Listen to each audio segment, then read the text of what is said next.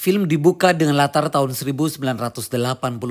Seorang remaja yang bernama Roy baru saja pindah dari sekolah di Bandung ke SMA 1 Serang. Sebagai anak baru di kelas 2, Roy sudah mencuri perhatian karena ia bersekolah dengan membawa seekor anjing yang bernama Joe. Salah seorang yang kaget dengan tingkah Roy adalah Dula, seorang anak kelas 3 anak pejabat di kota Serang sekaligus preman di sekolah itu. Roy juga menarik perhatian seorang siswi kelas 3 yang bernama Ani. Dengan keberaniannya di depan Dula sang preman di sekolah itu, Roy dikagumi oleh para siswa, termasuk teman barunya yang bernama Andi dan Tony. Roy, Andi, Tony, Roy. Sejak saat itu, mereka berdua bersahabat dengan Roy. Sepulang sekolah, Roy mengambil anjingnya yang dititipkan kepada pria yang bernama Aceng, pemilik toko kelontong di depan sekolah. Hai Jo. Karena keberaniannya Roy melawan Dula dan anak buahnya yang tergabung dalam geng Borsalino, Roy menjadi ancaman buat Dula. Assalamualaikum. Waalaikumsalam. Roy tinggal di rumah sederhana bersama ibunya yang berprofesi sebagai penjahit terkenal di kota Serang. Sementara ayah Roy telah meninggal dunia. Setiap pulang sekolah, Roy membantu ibunya untuk mengantar hasil jahitan ke konsumennya. Sementara di tempat lain, Dula sudah berada di depan rumah Ani. Sudah lama Dula naksir kepada Ani, namun dia tidak berani mengungkapkannya. Tak lama kemudian Dula kaget karena kedatangan Roy yang hendak mengantarkan jahitan yang ternyata milik Ani. Ini, ada jahitan. Tiba-tiba hujan turun dan Roy menggunakan jahitannya untuk dijadikan payung agar air hujan tak mengenai Ani yang membuat Dula sangat cemburu. Keesokan harinya Ani bertemu Roy di sekolah dan dia mengajak Roy untuk mengunjungi Pantai Anyer, salah satu pantai terindah di Banten. Ani. Rupanya sejak kehadiran Roy di sekolah SMA 1 Serang, Dula membencinya. Hingga ia berusaha mencelakai Roy yang membuat Roy terjatuh bersama sepedanya, namun Roy tetap pasrah. Tiba waktunya Roy dan Ani bermain ke Pantai Anyer. Rupanya Ani yang kelas 3 sudah jatuh hati kepada Roy yang baru kelas 2. Ani sempat bertanya kepada Roy kenapa dia memelihara anjing padahal agama Roy adalah Islam. Roy menjelaskan jika usai dia bermain dengan anjingnya, dia membasuh tangannya dengan tanah guna menghilangkan najis dan itu dia ajarkan kepada Ani. Kalau udah, tinggal disiram pakai air. Roy hampir saja bermesraan dengan Ani, namun rupanya Dula dan kedua anak buahnya telah membuntuti kemanapun Ani pergi. Dula dan anak buahnya lalu memukul Roy karena Roy kalah jumlah, maka ia tidak bisa melawan. Tak diduga Dula digigit anjing Roy yang bernama Joe, namun Joe harus kehilangan nyawanya setelah ditendang beberapa kali oleh Dula.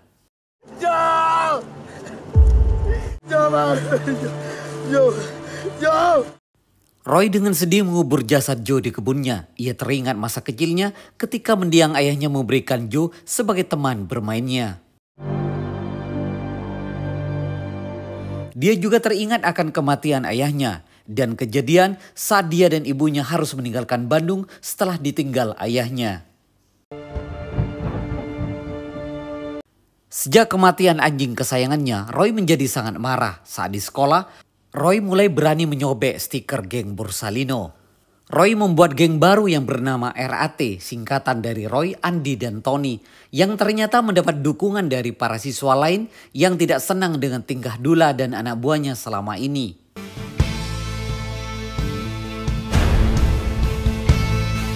Sementara di tempat lain, Dula tersinggung saat pelayan rumah makan secara tidak sengaja menjatuhkan makanannya hingga membuat Dula memukuli pelayan tersebut.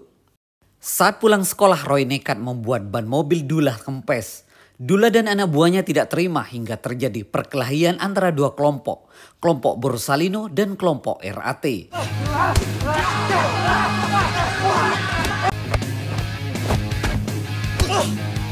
Hingga akhirnya perkelahian mereka dilerai oleh Edi, sang ketua OSIS. Rupanya Roy sudah terpengaruh emosi hingga ia pulang sekolah larut malam dalam kondisi teler yang membuat ibunya cemas.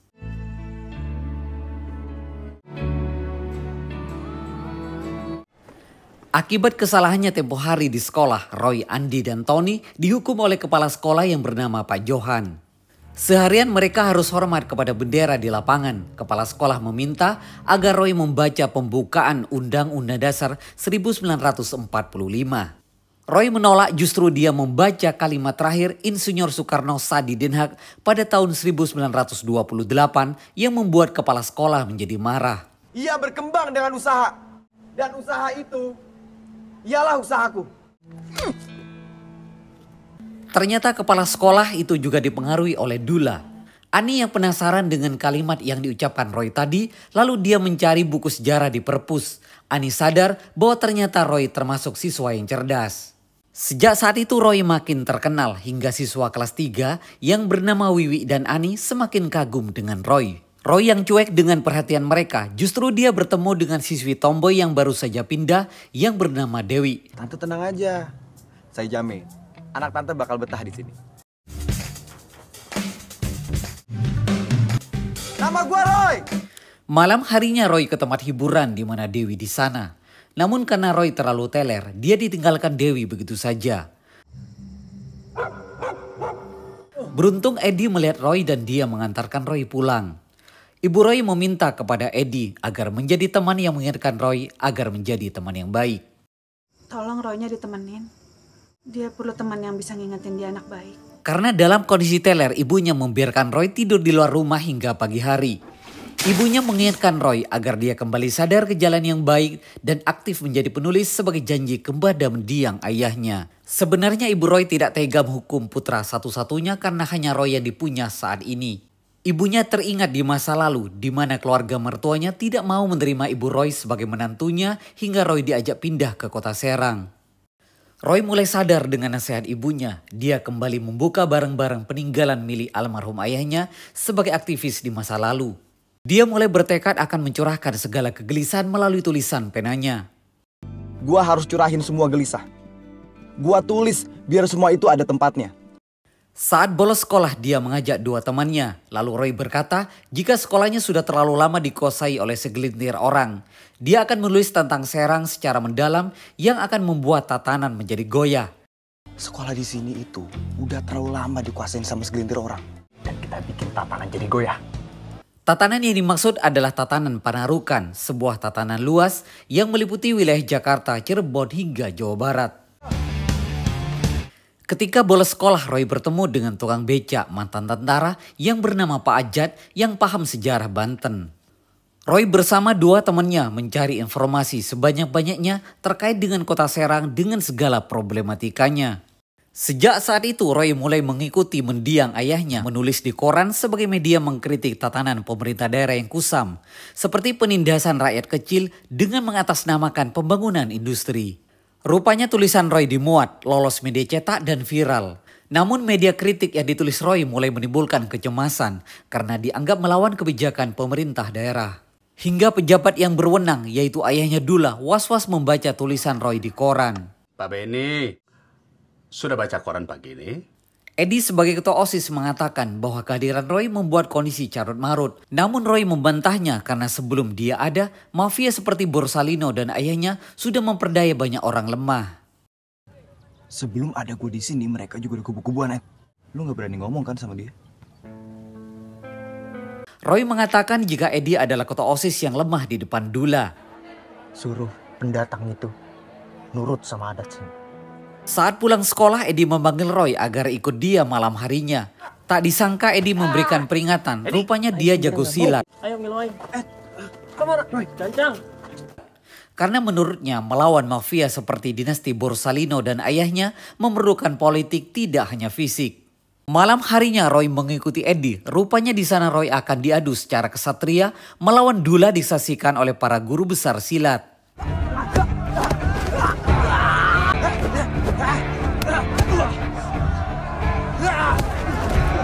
Roy beberapa kali kena pukulan namun dia bisa membalas. Saat Dula kalah mutlak melawan Roy, dia berusaha menggunakan senjata untuk melumpuhkan Roy. Namun cara Dula ditolak hingga dia pergi membawa malu.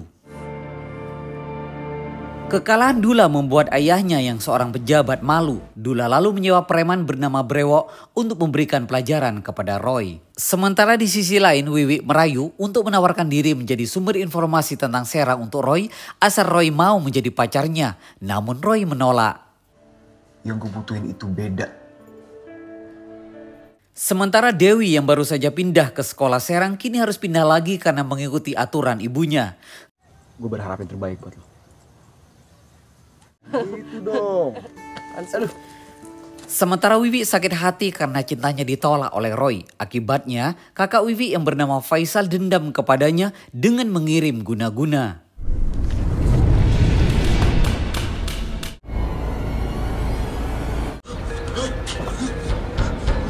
Semalam Roy tidak bisa tidur akibat guna-guna kakak Wiwi yang membuat Roy mengantuk di kelas dan dia demam.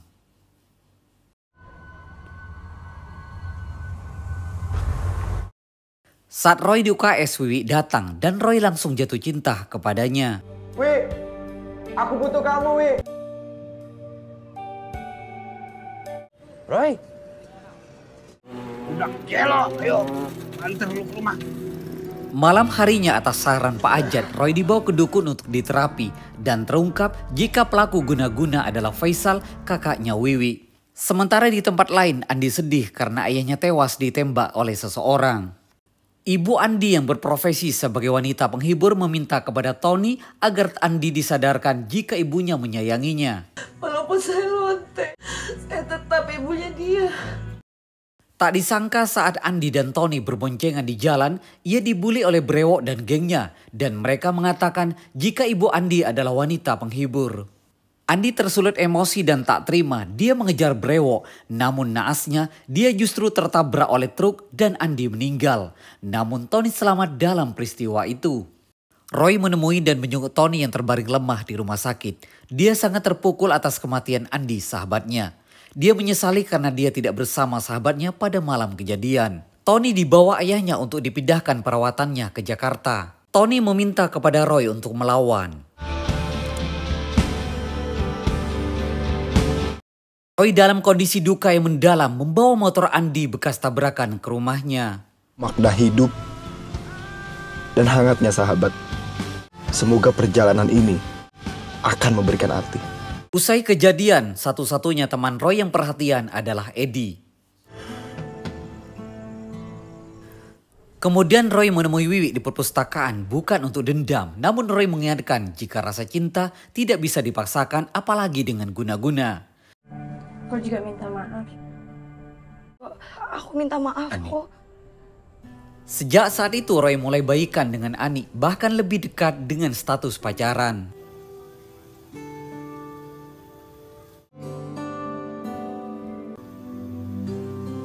Melihat hubungan Roy dan Ani semakin dekat, membuat Dula semakin sakit hati. Namun Roy tidak mudah diterima oleh ayah Ani. Dia harus menaklukkan hati ayah Ani. Syarat untuk mendekati ayah Ani harus menang melawan catur melawan ayahnya. Roy membuka kembali catur peninggalan ayahnya. Dia mengingat ke masa lalu ketika ayahnya mengajarinya catur. Dia mulai belajar kembali main catur hingga dia jago.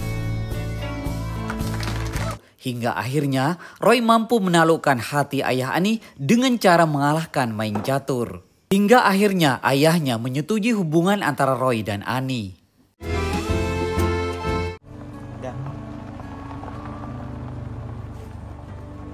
Suatu hari ayah Ani memancing dengan ayah Dula. Rupanya ayah Ani adalah tangan kanan ayah Dula. Saat itu ayah Ani diminta membereskan Roy yang sudah membuat berita gaduh tentang dirinya. Sejak saat itu Roy diminta untuk menjauhi Ani. Ayah Ani berkata jika ayah Roy adalah seorang aktivis yang telah membuat onar negara. Papa kamu sama teman-temannya itu dulu protes tentang penanaman modal asing tahun 74. Namun Roy membantahnya, dia membela ayahnya. Dia mengatakan bahwa ayahnya telah membela orang yang tanahnya mau diambil paksa. Dengan sakit hati Roy meninggalkan Ani dan ayahnya, sementara Ani menangis melihat kejadian itu. Putusnya Roy dan Ani membuat Roy sedih dan putus asa. Namun Eddie selalu berusaha menyadarkan Roy. Saya mau sampai kapan kayak gini? Mau Gultom dan Ronnie Gultom, mekanik handal mereka. Motor Andi bekas tabrakan dibawa ke bengkel yang dikelola oleh Mumu Gultom dan Roni Gultom bersaudara. Dan Roy bergabung bersama Gigi Speed, organisasi klub balap motor ilegal. Dan Roy selalu menang dalam setiap balap setiap malam. Rupanya terlalu fokus pada balapan membuat nilai sekolah Roy anjlok, membuat ibunya marah. Mendadak Roy mendapat tantangan dari Dullah adu balapan di sepanjang jalan Panarukan Anyer. Motor ini bisa lebih cepat dari setan kan? Bisa. Kuncinya cuma satu, Roy. Yakin? Edi sempat melarang Roy untuk balapan karena motor Andi bekas kecelakaan itu sangat berbahaya. Namun Roy tetap nekat untuk mengalahkan Dullah. Hari yang ditunggu telah tiba. Roy dan Dullah mulai beradu balap dengan jarak Panarukan hingga Anyer.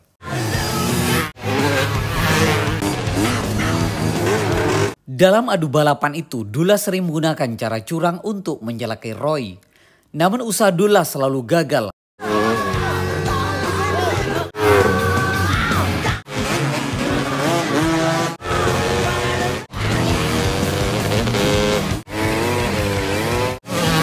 Hingga Roy berhasil mengalahkan Dullah di garis finish. Tidak cukup di situ, Roy juga berhasil memberikan pelajaran kepada Dullah dengan cara memukulnya.